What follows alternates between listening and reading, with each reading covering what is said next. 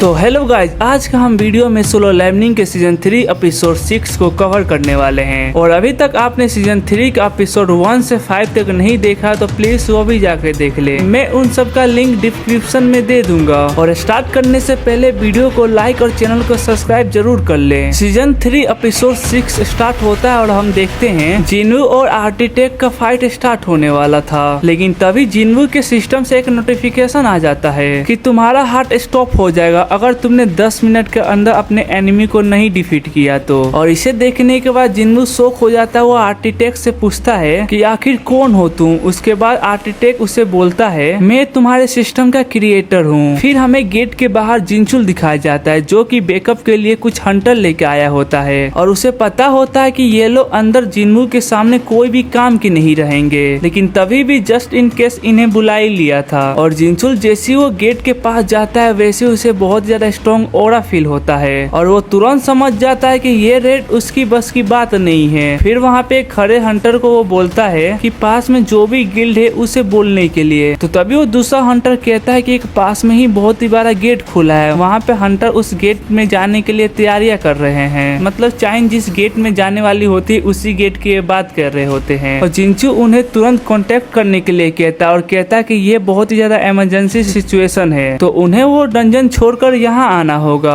और अंदर हमें दोबारा से जिन्वू दिखाई देता है जो कि आर्किटेक्ट से फाइट स्टार्ट हो गया होता है, लेकिन इस बार जिन्वू के सामने बहुत ही ज्यादा खतरनाक ओपोनेंट होता है। वो जिन्वू के पास अचानक से आ जाता है और ये सब इतना फास्ट होता है कि जिन्वू भी नोटिस नहीं कर पाता है उसे। उसके बाद आर्किटेक्ट जिन्वू को एक बहुत ही तेज पंच मारता है जिससे जिन्वू काफी ज्यादा दूर जाके गिरता है। और उसके बाद जिन्वू उठ पाता, आर्किटेक्ट दोबारा से जिन्वू के पास आ जाता है और इस बार वो दोनों हाथों से पंच करने वाला होता है, लेकिन जिन्वू ऐसे तैसे करके बचने की कोशिश करता है लेकिन उसके पास इनफ टाइम नहीं होता है। लेकिन वो जिन्वू लास्ट मोमेंट में उसके दोनों हाथों को रोक लेता है और ये देख के आर्किटेक्ट भी बहुत ज्यादा सरप्राइज हो जाता है। वो जिन्वू से कहता है वाह क्या बात है, तुम तो मेरे से भी ज्यादा स्ट्रॉन्ग निकले। और अपने तीसरे हाथों से जिन्वू के ऊपर पंच कर देता है क्योंकि उसके पास 8 हाथ होते हैं। लेकिन जिन्वू भी इस बार रेडी होता, वो पंच खाने के बाद भी अपने जगह से नहीं हिला होता है और एक जोर से काउंटर पंच आर्किटेक्ट के ऊपर मारता है जिसके कारण आर्किटेक्ट भी बहुत ज्यादा दूर चला जाता है। लेकिन वो खुद को संभाल लेता और कहता है किसने सोचा था कि एक इंसान से फाइट करना इतना ज्यादा इंटरेस्टिंग होगा। जिन्वू भी इधर मन में सोच रहा होता है कि यह बाकी ओपोनेंट के कंपैरिजन में ये काफी स्ट्रॉन्ग है बट मैं ये कर सकता हूँ। फिर वो आर्किटेक्ट से कहता है तुमने अब तक मेरी सवालों का जवाब नहीं दिया कि आखिरकार तुमने ये सिस्टम क्यों डिजाइन किया और मुझे ही क्यों चूज किया प्लेयर के लिए। फिर आर्किटेक्ट कहता है कि मैं समझ सकता हूँ कि तुम्हारे पास बहुत ही ज्यादा सवाल है और तुम ये सोच रहे होगे कि अगर तुम मुझे मार देते हो तो तुम्हारे सवालों का जवाब नहीं मिलेगा। तो मैं तुम्हें बता दूं कि ये मैटर नहीं करता है कि तुम मुझे मारते हो या नहीं, तुम्हें तुम्हारे सवालों का जवाब हर हाल में तुम्हें मिल जाएगा। ये सब पहले से ही डिसाइड है। इसके बाद जिन्वू देखता है कि क्लोज रेंज में फाइट करना डिसएडवांटेज हो रहा है तो वो अपने रूलर अथॉरिटी का यूज करके लॉन्ग रेंज अटैक करता है। लेकिन आर्किटेक्ट भी जिन्वू पे सेम अटैक करता है, मतलब कि जो अटैक जिन्वू कर सकता है वो सेम अटैक आर्किटेक्ट भी कर सकता है क्योंकि ऑफ कोर्स उसने ही जिन्वू का सिस्टम डिजाइन किया था और स्किल दिया था। फिर जिन्वू समझ जाता है कि लॉन्ग रेंज अटैक भी बेकार हैं। फिर जिन्वू उसे दोबारा से पूछता है कि आखिरकार तुम मुझे इस तरीके की पावर कैसे दे सकते हो और मुझे ही क्यों चूज किया गया। जिसपे आर्किटेक्ट कहता है कि सच तो ये है कि मैंने तुम्हें चूज नहीं किया बल्कि इसका अपोजिट है, मैं तो सिंपल सा डिजाइनर हूँ तुम्हारे सिस्टम का। जिन्वू देखता है कि अब सिर्फ 6 मिनट 19 सेकेंड ही बचे हुए हैं तो अब ज्यादा टाइम नहीं है, इसीलिए क्लोज रेंज अटैक करने के अलावा और कोई ऑप्शन नहीं था। इधर आर्किटेक्ट भी अपने 8 हाथों में वेपन निकाल लेता है और जिन्वू पे अटैक कर देता है। जिन्वू जैसे तैसे करके अटैक को डॉज कर रहा होता है बट वो एक टाइम के बाद नोटिस करता है कि उसका सेंस पहले से बहुत ही ज्यादा तेज हो गया है और उसके सारे अटैक को पहले ही प्रेडिक्ट कर रहा है और इजिली उसके अटैक को डॉज भी कर पा रहा था और तो और उसकी स्पीड को भी जिन्वू मैच कर पा रहा था। और ये देख के आर्किटेक्ट भी शॉक हो जाता है और कहता है कि ये पॉसिबल नहीं हो सकता है, ये मेरे अटैक कैसे डॉज कर सकता है और पहले से ज्यादा फास्ट कैसे हो गया अचानक से। और इधर जिन्वू ना कि सिर्फ डॉज कर पा रहा था, उस पर अटैक भी कर रहा होता है और वो आर्किटेक्ट का एक हाथ काट देता अपने ड्रैगन से। फिर आर्किटेक्ट कहता है कि अब मुझे समझ आ गया कि सिर्फ इसी क्यों चूज किया गया प्लेयर बनने के लिए और वो गुस्सा हो जाता जाता है और कहता है कि तुम सिर्फ एक मामूली सा इंसान हो, तुम्हारी हिम्मत कैसे हुई। फिर हमें इधर दिखाया जाता है कि जिन्वू के पास सिर्फ 3 मिनट और 45 सेकेंड ही बचे हुए होते हैं और आर्किटेक्ट खुद अटैक करने के बजाय अपने छोटे मोटे और बड़े स्टैचू को हमले के लिए भेज रहा होता है ताकि वो जिन्वू का टाइम वेस्ट कर सके। लेकिन जिन्वू अपने रोलर अथॉरिटी का यूज करके सारे छोटे मोटे स्टैचू को दूर फेंक देता है और उसके पास सिर्फ 3 मिनट और 15 सेकेंड बचे हुए होते हैं और वो भाग के दोबारा से आर्किटेक्ट के पास जाता है और अपने डैगर से अटैक करके उसके 2 हाथ और काट देता है। बट वो जब आर्किटेक्ट से फाइट करने में बिजी होता है तो तभी पीछे से एक सीड वाला स्टैचू उसके पास आ जाता है और वो अपने सीड से जिन्वू के शोल्डर पे अटैक कर देता है। उसके बाद जिन्वू तुरंत हवा में उड़कर उसके सर को अपने एल्बो से क्रश कर देता है और तुरंत से पीछे घूम के आर्किटेक्ट के ऊपर अटैक करते हुए 2 और हाथ काट देता है उसका। लेकिन अब उसके पास सिर्फ 2 मिनट और 13 सेकेंड ही बचे होते हैं। लेकिन जिन्वू यहाँ पे नहीं रुकता, वो आर्किटेक्ट को एक पंच मारकर दूर फेंक देता है और उसके ऊपर चढ़ के अपना डैगर उसके सर के पास रख देता है और बोलता है कि मैं जीत गया। और फिर आर्किटेक्ट उसे बोलता है फाइनली मैं हार गया, टेस्ट खत्म हो गया अब। और रहा बात तुम्हारे सवालों का तो उसका जवाब तुम्हारे अंदर ही है। फिर हम देखते हैं कि जिन्वू को एक नोटिफिकेशन आता है कि क्या आप अपनी मेमोरी के स्टोर किए गए डाटा को पुनः प्राप्त करना चाहोगे। जिन्वू सोचता है कि इतने टाइम से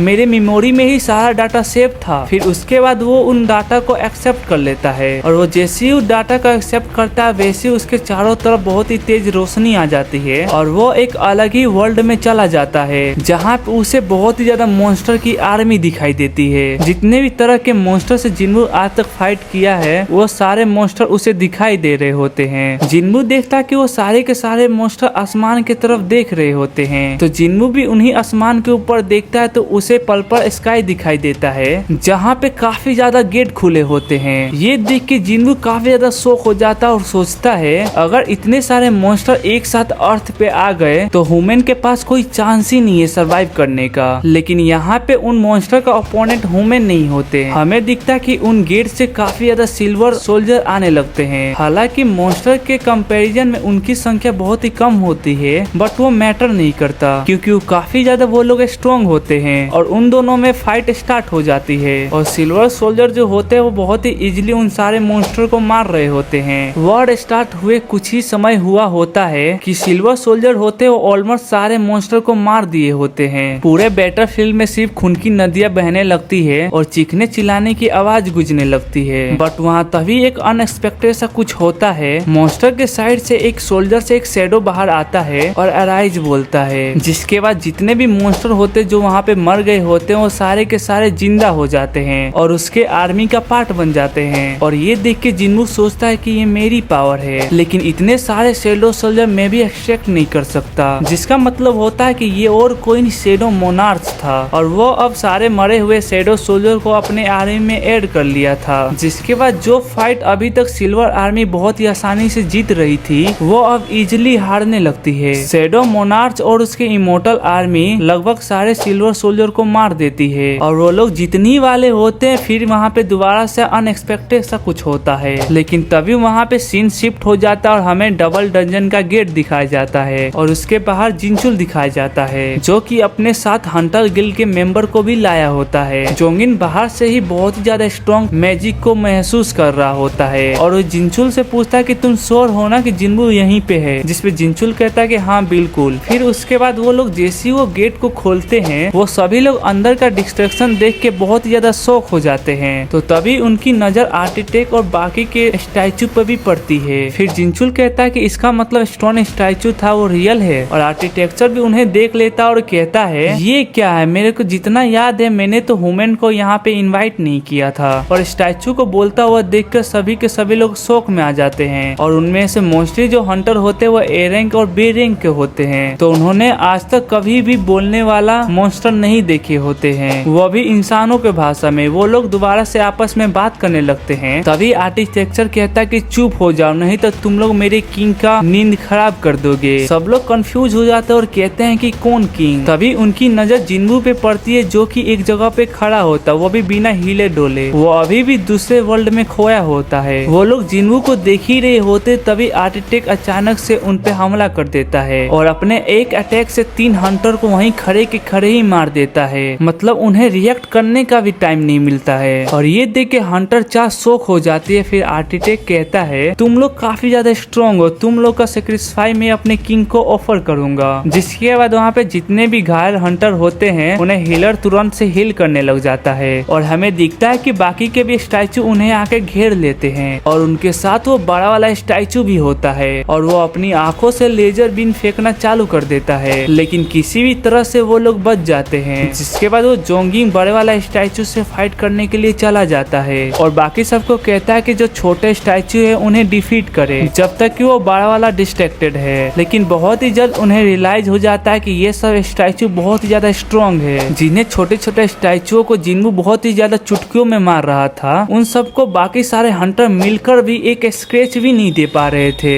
इवन जिनचुल भी नहीं। तभी जोंगिंग सोचता है कि ऐसे बात नहीं बनेगी, जिन्वू को अब उठाना ही होगा और वो अपना फायर अटैक जिन्वू के ऊपर करता है जिससे जिन्वू जग जाए। बट उस अटैक के बीच में आर्टिटेक आके उस अटैक को रोक लेता और कहता है तुम्हारी हिम्मत कैसे हुई किंग को जगाने की। मतलब भाई ये लोग बैकअप बन के आए थे जिन्वू के और 2 मिनट में ही इनकी इतनी बुरी हालत हो गई कि जिसका बैकअप बन के आए थे उसका ही बैकअप का इन लोग को जरूरत पड़ने लग गया। खैर इधर हंटर मिलकर बाकी के छोटे मोटे स्टैचू के तैसे वैसे करके रोक रहे होते हैं और हंटर चाह को कह रहे होते हैं कि जिन्वू को जगाने के लिए, और वो जा ही रही होती है जिन्वू को जगाने के लिए। तभी फिर से सीन शिफ्ट हो जाता है और हमें जिन्वू की मेमोरी दिखाई जाती है जहाँ पे जिन्वू देखता है कि शैडो मोनार्च बस जीतने ही वाला होता है। तभी वहाँ पे एक और बड़ा सा गेट खुल जाता है और उसमें से बहुत ही ज्यादा मॉन्स्टर आने लगते हैं। जिन्वू नोटिस करता है कि वो सारे के सारे मॉन्स्टर डीमन कैसल के होते हैं। मतलब कि डीमन कैसल में जो फर्स्ट फ्लोर से 100 फ्लोर तक फाइट किया था जिन्वू, वो सारे के सारे मॉन्स्टर वहाँ होते हैं। उसमें से सारे नोबल क्लैन के भी मॉन्स्टर होते हैं, उसमें से एजिल क्लैन के भी मॉन्स्टर होते हैं। लेकिन हैरानी की ये बात होती है कि वो सारे के सारे मॉन्स्टर शैडो मोनार्च से फाइट करने के लिए आए होते हैं, ना कि सिल्वर सोल्जर से। मतलब शैडो मोनार्च अब तक मॉन्स्टर के साइड से फाइट नहीं कर रहा था। जिन्वू ये सब देख के बहुत ही ज्यादा कंफ्यूज हो जाता है। बट इधर शैडो मोनार्च की आर्मी कुछ ही पल में उन सारे मॉन्स्टर का सफाया कर देती है। उनकी तरफ से बस एक उनका लीडर बचता है जो कि डीमन किंग का बेरन होता है, जिससे जिन्वू ने फाइट किया था डीमन कैसल में। शैडो मोनार्च उसकी तरफ बढ़ता और कहता है तूने मुझे बेट्रेट क्यों किया,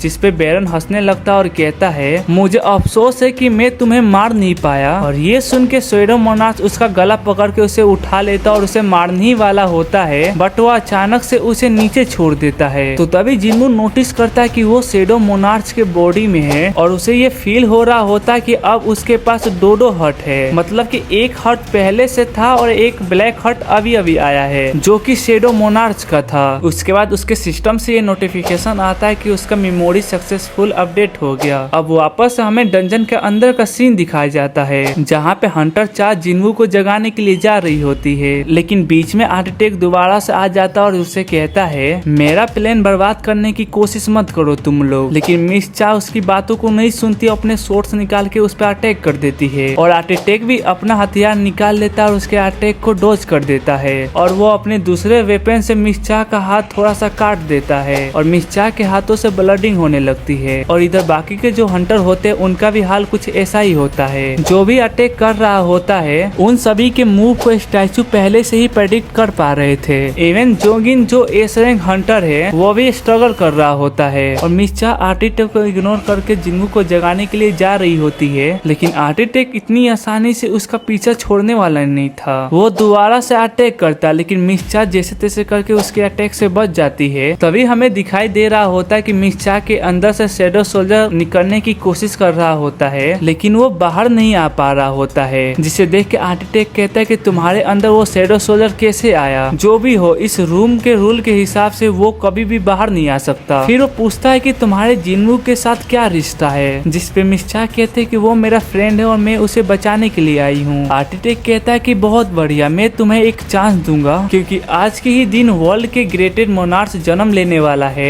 किसी भी पल तो मैं तुम्हें इस ग्लोरियस मूवमेंट को विटनेस करने का मौका दूंगा। और रही बात बाकी के हंटर के, तो उन्हें मरना होगा। तो तभी पीछे से आवाज आती है कि किसने कहा। फिर आर्टिटेक थोड़ा कंफ्यूज होते हुए पीछे मुड़ के देखता है तो तभी अचानक से उसके फेस के पास जिन्वू आ जाता है और जबरदस्त उसके फेस पे एक पंच मारता है, जिसके कारण उसका फेस का नक्शा ही बिगड़ जाता है। फिर उसके ऊपर चढ़ जाता है और कहता है कि आखिरकार तुमने क्या किया मेरे बॉडी के साथ। और जिन्बू को देख के फाइनली बाकी सारे हंटर के जान में जान आती है। आर्टिटेक जिन्बू को देख के हैरान हो जाता और कहता है तुम किंग नहीं हो सकते हो, तुम उसकी जगह कैसे ले सकते हो, तुम्हारे पास ब्लैक हार्ट आने के बाद भी तुम चेंज कैसे नहीं हुए। फिर जिन्बू सोचने लगता और कहता है कि अच्छा इसे ब्लैक हार्ट कहते हैं, इसकी वजह से मेरे को पहले से ज्यादा मैजिक पावर महसूस हो रही है। जिन्बू को सिस्टम का नोटिफिकेशन भी आ जाता है। अब ब्लैक हार्ट के वजह से उसका माना बहुत ही ज्यादा बढ़ गया था, मतलब कि काफी ज्यादा ही। ब्लैक हार्ट से पहले जिन्बू का माना 9400 के आसपास ही था और ब्लैक हार्ट मिलने के बाद ही उसका माना 1 लाख से भी ऊपर बढ़ जाता है, मतलब कि टोटल माना 1,09,433 के करीब हो गया था। सोच लो जिन्बू कितना ज्यादा स्ट्रॉन्ग हो गया है पहले के मुकाबले, सीधा वो 10 गुना ज्यादा स्ट्रॉन्ग बन गया है पहले के मुकाबले। अब जिन्बू आर्टिटेक का फेस का रिएक्शन देख के ये समझ जाता है कि वो नहीं चाहता था कि मुझे ब्लैक हार्ट मिले, और अगर मुझे वो ब्लैक हार्ट मिल जाए तो उससे मुझे स्ट्रॉन्ग बनाने का पर्पस से नहीं था। एक्चुअली में शैडो मोनार्च और आर्टिटेक के बीच में एक डील हुआ था। आर्टिटेक को शैडो मोनार्च से इमोर्टल का विश चाहिए था जो कि शैडो मोनार्च ही दे सकता था, और शैडो मोनार्च को एक ह्यूमन वेसल चाहिए था, तो उसने जिन्बू को चूज किया था और आर्टिटेक को कहा था कि उसके लिए पूरा सिस्टम बनाए और बदले में वो तुम्हें इमोर्टल बना देगा। और जिन्बू जब रेडी हो जाता तो उसके बॉडी पे शैडो मोनार्च कब्जा कर लेता, मतलब कि एक तरीके से जिन्बू मर जाता और शैडो मोनार्च उसके बॉडी पे आ जाता और वो बदले में आर्टिटेक का विश पूरा कर देता। लेकिन जिन्बू का पोटेंशियल देख के शैडो मोनार्च ने अपना माइंड चेंज कर दिया और उसकी बॉडी को टेक ओवर करने के बजाय वो अपनी पावर का हिस्सा कुछ जिन्बू को दे देता है, मतलब कि वही ब्लैक हार्ट। मतलब कि आर्टिटेक का शैडो मोनार्च ने बहुत ही गंदा वाला काट दिया था और वो बहुत ज्यादा भड़का हुआ होता है। खैर जिन्बू को ये सारी बातें पता नहीं होती और स्टोरी में भी अभी तक ये बात नहीं बताया गया, लेकिन मैंने आपको बता दिया ताकि आप बहुत ही अच्छे से ये स्टोरी समझ पाओ। इसके बाद जिन्बू बहुत ही ज्यादा सवाल करने लग जाता है आर्टिटेक से कि तुमने कहा था कि तुमने मुझे एज अ प्लेयर चुनने के खिलाफ थे, ऐसा क्यों, तुम्हारा इंटेंशन क्या है। लेकिन आर्टिटेक अभी भी सदमे में होता, वो बस बोल रहा होता है नहीं ऐसा नहीं हो सकता, शैडो मोनार्च मेरे साथ ऐसा नहीं कर सकते हैं, तुम्हें पता भी नहीं है कि तुमने क्या किया, बाकी के मोनार्च इस डिसीजन को अप्रूव नहीं करेंगे, और भी बहुत कुछ बोल रहा होता है। लेकिन जिन्बू से कहता है कि मेरे को तुम्हारा बकवास नहीं सुनना है, जो मैं बोल रहा हूँ उसका जवाब दो सीधे सीधे। फिर आर्टिटेक कहता है कि मुझे विश्वास नहीं हो रहा कि उसने मेरे साथ ऐसा कैसे किया, अब मुझे समझ आ रहा है कि उसने सिर्फ तुम ही चूज क्यों किया। और इधर हमें दिखाया जाता है कि वो स्टैचू अभी तक शांत थे और अपने हथियारों के साथ अब तक किसी पर अटैक नहीं कर रहे थे, लेकिन अब वो सारे के सारे स्टैचू भी आगे बढ़ने लगते हैं। और आर्टिटेक कहता है कि अगर तुमने मुझे मार दिया तो ये सारे मूर्तियां किसी को भी बाहर जाने नहीं देगी। जिन्बू कहता है कि अगर ऐसा ही है तो क्यों ना मैं पहले तुम्हें ही मार दूं, उसके बाद तुम्हारे पपट को भी। जिसपे आर्टिटेक कहता है कि अगर तुमने अपना सिस्टम के क्रिएटर को ही मार दोगे तो, जिसपे जिन्बू उसे बीच में ही रोक के कहता है तो क्या मैं दोबारा से ई रैंक हंटर बन जाऊंगा। सच बताऊं तो मैं भी इसी बारे में सोच रहा था, लेकिन जहाँ तक मुझे पता है कि सिस्टम के क्रिएटर आखिर में मर भी जाए तो सिस्टम तो बन चुका है, वो तो अचानक से गायब नहीं हो सकता है। और ये सुन के आर्टिटेक का और भी सटक जाता और कहता है अगर ऐसा है तो मैं तुम्हारा सिस्टम को ही डिस्ट्रॉय कर दूंगा। और वो जिन्बू के सिस्टम को डिस्ट्रॉय करने की कोशिश करता है, लेकिन उसे एक नोटिफिकेशन आती है कि सिस्टम ने क्रिएटर के एक्सेस को ब्लॉक कर दिया है। और ये देख के उसकी और सटक जाते और कहता है कि ये नहीं हो सकता है। और अब हमें दिखाया जाता है कि जिन्बू खुद से अपना सिस्टम को कंट्रोल कर सकता है और उसे अब आर्टिटेक की कोई जरूरत भी नहीं थी, इसीलिए वो अपने एक फाइनल अटैक के साथ आर्टिटेक को मार देता है। फिर हमें गेट के बाहर कुछ हंटर दिखाई देते हैं जो कि आपस में बात कर रहे होते हैं कि हंटर गिल्ड के मेंबर के गए हुए काफी समय हो गया, वो अब तक बाहर क्यों नहीं आए, अंदर ऐसा क्या हो रहा है। फिर तभी उन्हें दिखाई देता है कि अंदर से कोई बाहर आ रहा है। अंदर जो भी हंटर गए हुए होते हैं उन सभी की हालत बहुत ही बुरी होती है। और ये सब देख के बाहर के जो हंटर होते हैं वो काफी ज्यादा शौक में आ जाते हैं और सोचने लगते हैं कि आखिरकार अंदर ऐसा क्या हुआ जिसके कारण इन सारे हंटर की हालत इतना ज्यादा खराब है। ये तो सिर्फ सी रैंक गेट है, even S rank Hunter Jomin और मिस चा उनकी भी हालत बहुत ही ज्यादा खराब है। तो तभी जिनचुल बाहर आता है, वहाँ पे खड़े हुए हंटर से कहता है डेड हंटर की बॉडी को निकालने में उनकी मदद करो। और ये सुन के सारे हंटर और भी शौक में आ जाते हैं और कहते हैं कि इस मिशन में हंटर मरे भी गए हैं। तो तभी हमें दिखाया जाता है कि जिन्बू भी उस डंजन से बाहर आ जाता है, उसके मन में अभी भी बहुत ज्यादा सवाल होते हैं। और इधर हमें दिखाया जाता है कि उन सारे हंटर मिलके सारे के सारे डेड बॉडी को बाहर निकाल आते हैं। इस रेड में टोटल 20 हंटर मर गए थे, जिसपे जिनचुल कहता है कि ये गेट अगर ब्रेक होती तो तो काउंटिंग इससे भी ज्यादा होती और जिनचुल अपने डिसीजन पर रिग्रेट कर रहा होता है और सोचता है कि मेरी गलती है कि मैंने हंटर गिल्ड को उनकी हेल्प करने के लिए बुलाया था और इतने सारे लोग मर गए और हमारी टीम स्टार्टिंग में ही समझ जाती है कि डबल डंजन का गेट है, तो ऐसा कुछ नहीं होता। फिर वो जिन्वू से पूछता है कि आखिरकार तुम्हें कैसे पता चला कि ये डबल डंजन का गेट है, और जिन्वू अब झूठ बोल बोल के बहुत ज्यादा थक गया था, जिसपे वो सच बोलता है और कहता है कि मुझे डंजन नहीं बुलाया था। जिसपे जिनचुल कंफ्यूज होकर उससे पूछता है कि क्या मतलब है कि डंजन ने तुम्हें बुलाया था।